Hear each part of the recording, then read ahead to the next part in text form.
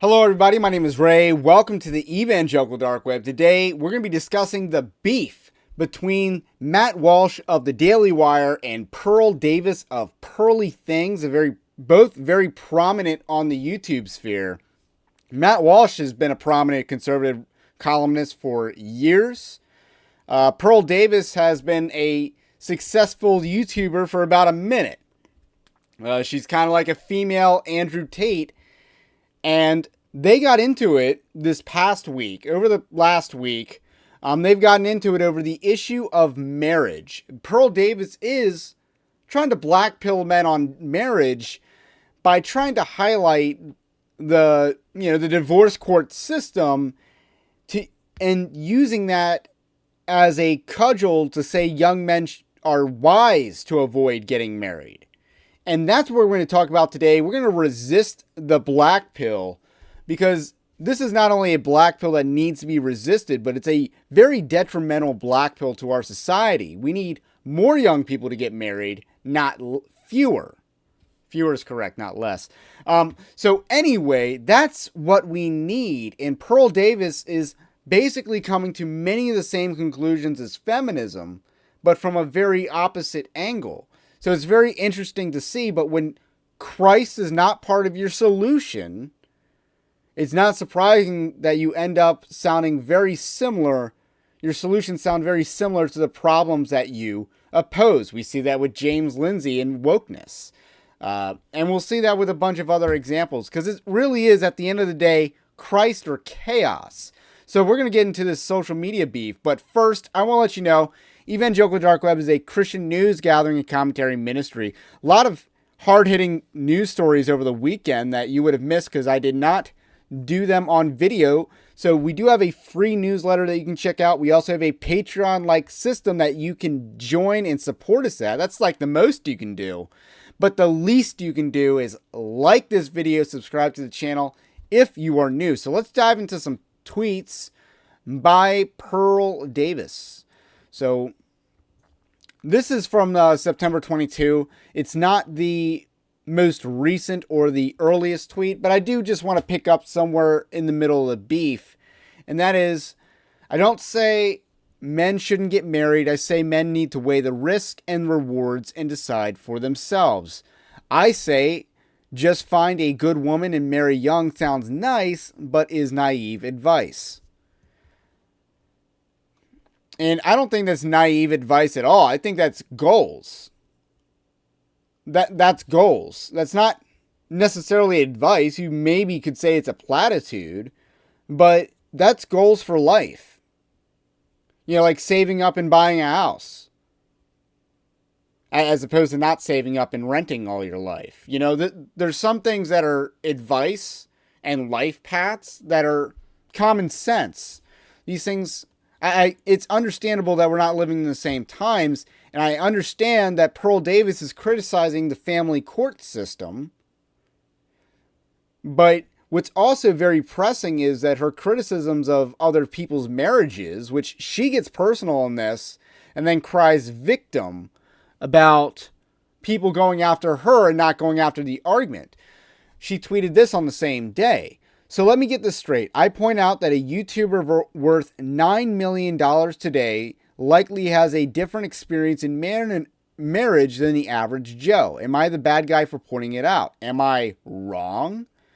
And obviously net worth calculations are pretty suspect in general on the internet.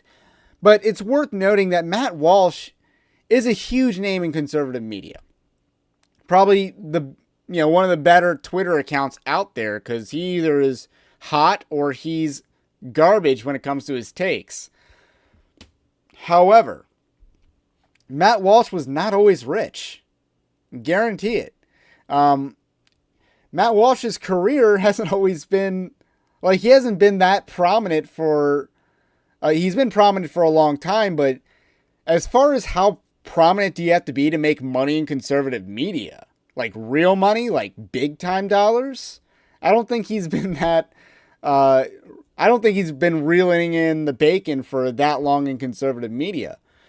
If I recall correctly, he got let go of a fledgling conservative media company. I believe it was Eric Erickson's conservative media company, because he used to be at that level. He used to be at Eric Erickson's level. And Eric Erickson has not grown since. If anything, I'd say his national platform has decreased, and he's been relying on being an SBC simp and a David French wannabe, but he didn't quite go full French and, didn't get any of the rewards of selling out. So there's Eric Erickson and then Matt Walsh, and I believe they used to work together and we're on the same thing. And then when he got let go of that, whether it was the company was contracting or whatever, then he got picked up from the Daily Wire, which was a awesome free agent pickup at the time. This is like 2017, I think. So, and I believe that even at that time, he was probably less than 20,000 Twitter followers. So, how long has Matt Walsh been into real money in conservative media? Not that long. Not that long. So, anyway, Pearl Davis completely ignorant on that part. And then how long has he been married? Much longer. And he has like a bunch of kids, as I understand it. So that's a terrible argument by Pearl Davis. So the issue, this is also on September 22. The issue is that you're also going to get with tradcons. So she's calling Matt Walsh a tradcon, which I think is an apt label, is that they are typically above average in some way. They live in a different reality. Tall, wealthy men, successful, are better to recover after a divorce. She continues. It's the average man, the truck drivers, construction workers, the plumbers that are financially ruined and contemplate suicide. Men are 8 times more likely to commit suicide after divorce. So you get these rich men encouraging young men to sign up for marriage without warning them of any signs or any of the risks. They have spent little to no time listening to what men who have gone through and their solution is just pick a good woman. They have no idea how much a woman changes during a divorce, and typically there's nothing man could have done. So Matt Walsh says 6 kids and married over a decade. Pretty sure I understand marriage and family a lot better than you, Pearl. And again, Matt Walsh is definitely right about that. He understands marriage better than Pearl Davis. Pearl Davis also doesn't understand statistics that would generally back that, the line from Genesis that it's not good for man to be alone. So that's what the Bible tells us, that it's not good for man to be alone. And the statistics greatly support that married men are generally happier than single men. I believe, they also say married men have more sex than single men and better sex. So, just to put that little bonus out there as well. So these statistics matter. And along those lines, marriage is best for being a parent, it's best for children to grow up in a married household. And I'd be hard pressed to find someone with children that would say that the day that their child was born wasn't one of the best days of their lives. I would say that the birth of my first daughter was one of the happiest days of my life. And it's good to raise children in marriage as well. I mean, the idea of divorce exists as a possibility, therefore don't get married. Consider the risk and just don't. That's terrible advice. That is a black pill that she's selling. There's a few more tweets to go through here. Matt Walsh says, and this is from Sunday, the 24th. Part of the problem is that a lot of these... I want to read this is a two-parter. We're going to read the first part. There is literally no difference between this and what you hear from radical feminists. She pretends to be anti-feminist, but she has arrived at virtually all the same conclusions and she's just as spiteful towards conservative men, even more so, actually. part of the problem, Matt Walsh continues, is that these alleged right-wing influencers have no coherent worldview at all, and they don't understand the forces they're pretending to fight against. That's why they end up becoming the thing they supposedly despise. And you see that with a lot of right-wing influencers that have no biblical worldview at all. And you look at the Manosphere. So the Manosphere has daddy issues in Jordan Peterson, mommy issues in Andrew Tate. Pearl Davis is ex-girlfriend issues, I guess. So there's a lot of issues that the Manosphere tries to address, but because so many of these people do it without God, they do it without a biblical understanding of masculinity, their solutions are all inadequate. And by the way, most of these people are just liars. Andrew and Tristan Tate are serial liars. Even their wealth is based on a lie. It's the appearance of wealth. They're not actually as rich as advertised. He's not a trillionaire, as he once ludicrously claimed, and there's no way he's a billionaire either if you look into it. And he's definitely going to get found guilty based on the human trafficking law in Romania. Let's just be real. So with that said, we could talk about more examples, but Pearl Davis, let's actually talk about her for a second. Pearl Davis is not a genuine person. She has admitted that she just wants a media career. She just wants to be liked and popular on social media and build a career in media. This is what she wants to do for a living. She has admitted this. Look at her interview on the Jason Whitlock podcast. I mean, Jason Whitlock was kind of simping her, but even the next day, he said the same thing that I'm saying right now. She wants a media career and will do what it takes to build a media career. She does not really have any life experience. She does not really have any views that are really credibly hers rather than what she thinks will generate clout. She is a clout chaser.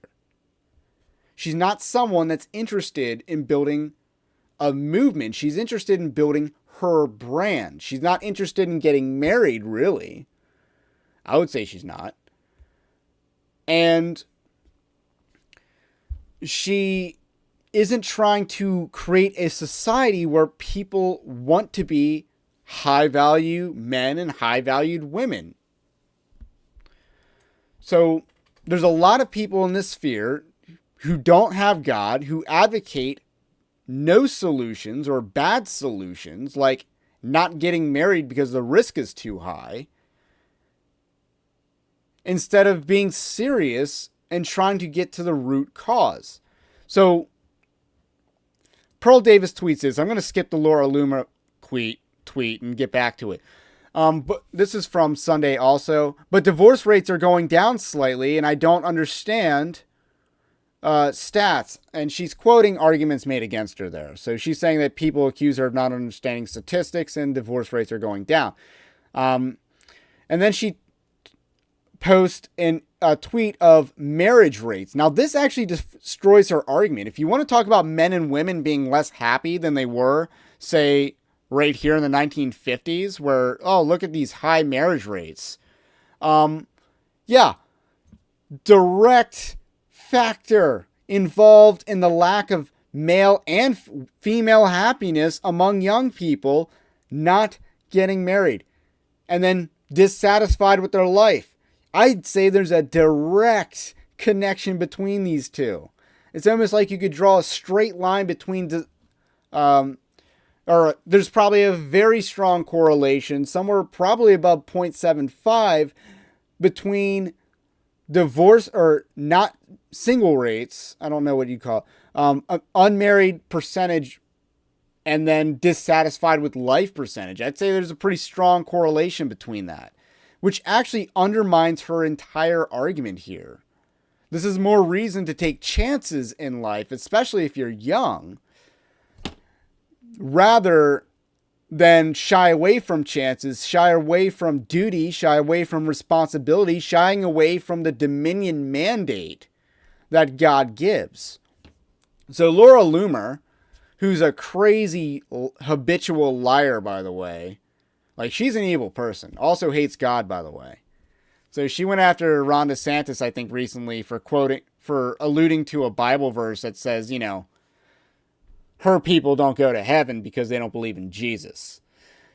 So she took butthurt with that. So anyway, Laura Loomer tweets, "There is no point in anyone getting married and having kids unless President Trump wins in 2024. I hope more people my age come to realize very soon that the country will be over if Trump doesn't win. America will collapse, and there won't be a country to raise a family in." Pearl Davis retweeted that, by the way.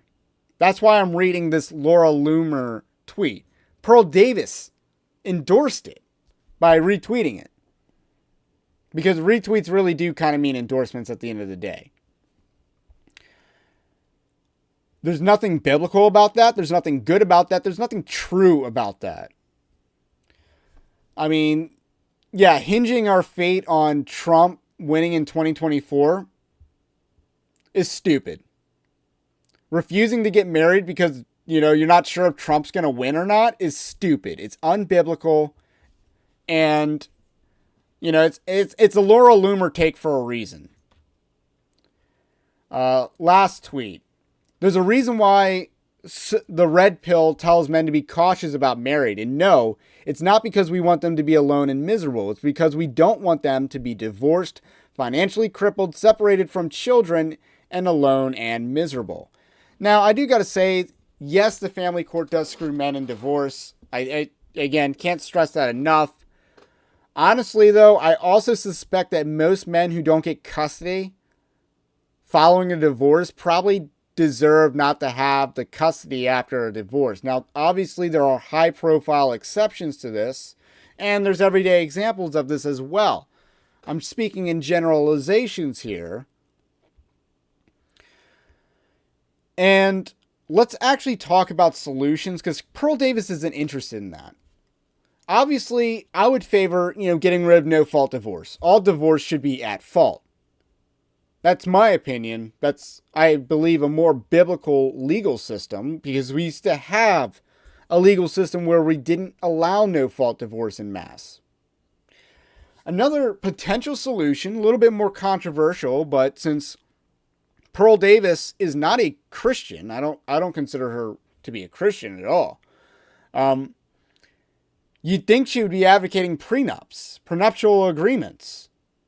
You'd think she'd be advocating that. Now, or even more moderate legal reforms with marriage. Like, here's a proposal. If a woman initiates a divorce before she turns 30, she gets 25% of marital assets and not 50%. That'd be a pretty interesting experiment, wouldn't it? You'd see divorce, people filing for divorce plummet. I would imagine. I would bet money you'd see at least a 10% decrease in divorce. If you implemented laws like that, women can't initiate divorce before they're 30 at the risk of losing 25% of assets. That'd be a pretty interesting experiment, I think. There's a lot of proposals that she could make instead of saying vague platitudes like reform the family court system. How do you want to reform it? Are we going to give, deadbeat dads more custody with their children? Because, and I'm speaking in generalization, not all dads are like that. But there are a number of dads in divorce cases that aren't good with kids. There are a number of moms that might not be good with kids, but the system already favors them. So what's the solution? Are you going to encourage prenuptial agreements? Again, that's a pretty high risk maneuver play as well. It didn't work out for George Costanza when he floated the idea. But I joke, but they're so universally unpopular with a lot of women getting married. Maybe that has changed. Because there is a mentality that, I would never sign a prenup because you're just betting on failure. And maybe this advice needs to be tempered as well. You know, that if you're in love with a woman that has a high body count, I'm not saying she's a well-used mattress or anything, if you get that reference, but if she has a high body count, should we completely oppose the idea of a man requiring her to sign a prenup before getting married, before putting a ring on it? We are at the moment in history and culture where we should be entertaining this thought. We should be having these types of conversations. Pearl Davis is not interested in having conversations about what reform should look like, just that it should happen. Because she's not interested in providing solutions, she's interested in stirring up drama because that helps her media career. Matt Walsh, I pay attention to him on Twitter and nowhere else, so I'm not sure where all he stands on this. But Matt Walsh is living the trad life, and I respect him for that. And I think he's absolutely right in this argument. And again, Pearl Davis got personal with them by going after the marriages of the Daily Wire crew. And there's really no substance to engage with Pearl Davis because she's just pointing out obvious issues, like there's issues with the divorce court system, rather than actually propose solutions. She says that men should just kind of avoid marriage because it's too high risk. That's a black pill. That's not helpful. That doesn't create the culture that we want. And it ultimately encourages, tacitly or explicitly, disobedience towards God. So that's what I wanted to say about this issue. My name's Ray. This is the Evangelical Dark Web. Have a blessed day. We will catch you on the next one.